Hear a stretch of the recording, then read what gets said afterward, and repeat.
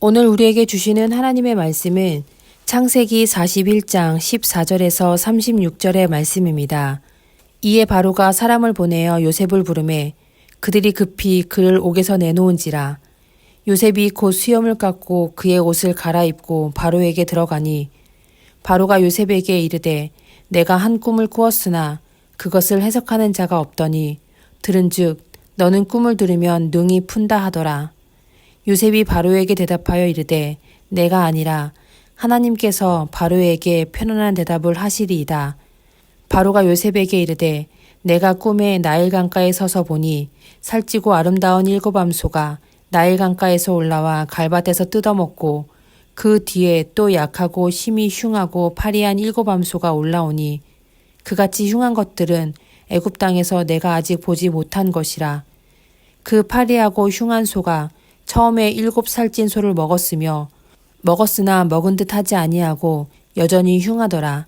내가 곧 깨었다가 다시 꿈에 보니 한 줄기에 무성하고 충실한 7이삭이 나오고 그 후에 또 가늘고 동풍에 마른 7이삭이 나더니 그 가는 이삭이 좋은 7이삭을 삼키더라. 내가 그 꿈을 점술가에게 말하였으나 그것을 내게 풀이해 주는 자가 없느니라. 요셉이 바로에게 아뢰되 바로의 꿈은 하나라. 하나님이 그가 하실 일을 바로에게 보이심이니이다. 7 좋은 남소는 7해요. 7 좋은 이삭도 7해니 그 꿈은 하나라. 그 후에 올라온 파리하고 흉한 7소는 7년이요. 동풍에 말라 속이 빈 7이삭도 7해 흉년이니 내가 바로에게 이르기를 하나님이 그가 하실 일을 바로에게 보이신다 함이 이것이라. 온 애굽 땅에 7해 큰 풍년이 있겠고 후에 7해 흉년이 들므로 애굽 땅에 있던 풍년을 다 잊어버리게 되고 이 땅이 그 기근으로 망하리니 후에 든 그 흉년이 너무 심하므로 이전 풍년을 이 땅에서 기억하지 못하게 되리이다. 바로께서 꿈을 2번 겹쳐 꾸신 것은 하나님이 이 일을 정하셨습니다.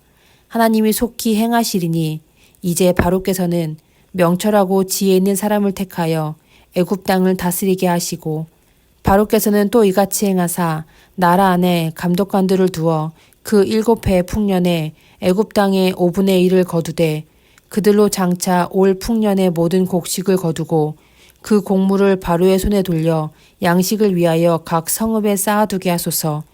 이와 같이 그 곡물을 이 땅에 저장하여 애굽 땅에 임할 7해 흉년에 대비하시면 땅이 이 흉년으로 말미암아 망하지 아니하리이다. 아멘. 요셉은 드디어 감옥에서 해방됩니다. 바로는 요셉에게 자신의 꿈풀이를 청합니다. 여기서 요셉은 자신이 아니라 하나님께서 해석을 해주실 것이라 말합니다. 이것은 립서비스가 아니었습니다. 요셉은 진실로 하나님만이 높아지기를 원했습니다. 요셉은 어린 시절 11개의 볕단과 별, 그리고 해와 달이 자신에게 절하는 꿈을 꾼 후 신나서 아버지와 형제들에게 말하고 다녔습니다. 하나님께서 자신을 특별하게 하신다는 꿈 같았기에 더 자랑하듯 떠들고 다녔습니다. 하지만 그 행동 때문에 그는 형제들에게 버림을 받고 사랑하는 모든 것을 잃어버렸습니다. 요셉은 교만의 대가를 크게 치른 것입니다. 그 교훈은 그의 삶에 각인되었습니다. 그는 감옥에서 인고의 시간을 보내면서 자신 안의 모난 부분을 둥글게 만들었습니다. 좋은 일이라고 함부로 자랑하지 않고 고난이 크다 해서 포기해선 안 됨을 삶으로 익혔습니다. 바로의 꿈을 해석해내면 그는 부귀를 누릴 수도 있었습니다. 출세를 바라보며 자신 있게 제가 해석하겠습니다 라고 말해도 괜찮았습니다. 하나님이 자신을 통해 하셨다고 말하면 될 일입니다. 하지만 요셉은 작은 부분이라도 하나님의 영광을 가로채지 않았습니다. 그저 하나님의 도구로서 쓰임받기를 원하는 간절함만이 요셉에게 있었습니다. 하나님은 요셉을 어떻게 쓰고 싶으셨을까요? 요셉을 구하기 위해 바로가 꿈을 꾸게 하신 것이 아닙니다. 바로의 꿈은 사람을 구하기 위한 하나님의 계획입니다. 장차 올 풍년과 흉년을 알려주심으로 사람들의 생명을 살리고자 하시는 하나님의 자비입니다. 어떤 사람들은 그럴 거면 아예 고난이 없으면 되지 않느냐 말합니다. 풍년만 계속 이어지고 좋은 일만 계속 생긴다면 사랑하는 피조물들이 행복하지 않겠느냐고 말합니다. 하지만 인생사는 그렇게 돌아가지 않습니다. 사람은 풍요를 누리게 되면 그 수확한 것을 동등하게 나누지 않습니다. 재화를 많이 가진 자는 그것으로 타인을 지배하려 합니다. 환경이 좋다 해서 사람들이 평화롭게 더불어 살지 않는다는 뜻입니다. 오히려 고난이 닥쳐오면 사람들은 단결하고 화합하며 더 단단한 공동체를 이룹니다. 7회의 풍년과 흉년을 왜 번갈아 주셨습니까? 이 답을 우리는 분명하게 알 수는 없습니다. 하나님의 모든 뜻을 우리가 정확히 알기 어렵기 때문입니다. 우리는 하나님이 보여주시는 것만큼만 그 뜻을 알 수 있습니다. 분명한 것은 하나님께서는 요셉을 통해 고난을 극복할 방법을 제시하고자 하신다는 것입니다. 곧 7회의 풍년과 흉년의 꿈은 사람을 살리기 위한 계시였습니다. 성경의 모든 말씀은 사람을 살리기 위한 하나님의 계획입니다. 그 내용이 시대에 따라 때론 거칠게, 무섭게 표현되기는 해도 사람을 살리고자 하시는 하나님의 계획은 바뀌지 않았습니다. 그 살림의 과정을 믿음의 사람들을 통해 만들고자 하십니다. 그런 의미에서 요셉은 하나님이 쓰실 수 있는 준비가 된 사람입니다. 그는 자신을 낮추고 하나님을 높이고자 합니다. 그래서 흉년을 극복할 해법을 제시하면서도 자기를 써달라고 말하지 않습니다. 하나님을 높이되 자기 자신이 그 자리에 오르고자 하지 않았습니다. 더 이상 형제들 앞에서 꿈자랑하던 요셉이 아니었습니다. 사람을 살리는 하나님의 계획에 작게나마 쓰임받으면 그것으로도 만족할 수 있었습니다. 하나님을 높이는 사람은 하나님께서 기억하십니다. 높일 일이 있다면 하나님이 직접 높여주실 것입니다.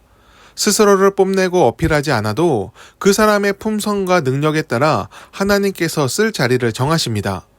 하나님의 사람들은 낮아질 것을 두려워해서는 안 됩니다. 이미 예수님이 낮아질 만큼 낮아지셨습니다.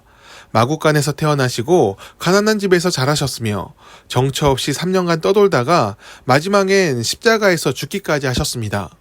이런 예수님을 따르는 사람들에게 낮아짐은 주의 일에 참여하는 영광과도 같습니다.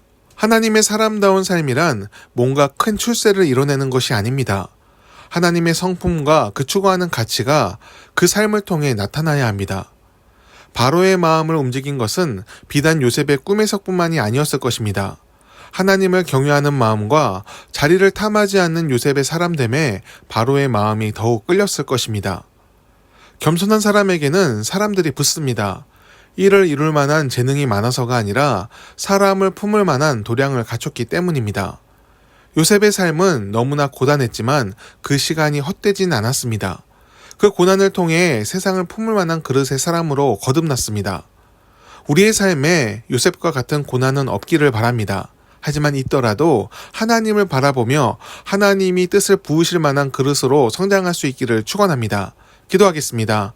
항상 하나님을 바라보며 살기를 원합니다. 연약하여 넘어지는 우리의 삶이지만 교만 대신 겸손함을 따르도록 하옵소서. 하나님을 높이며 그 뜻 앞에 우리를 낮추며 작게나마 쓰임받기 원하는 간절함을 갖게 하옵소서.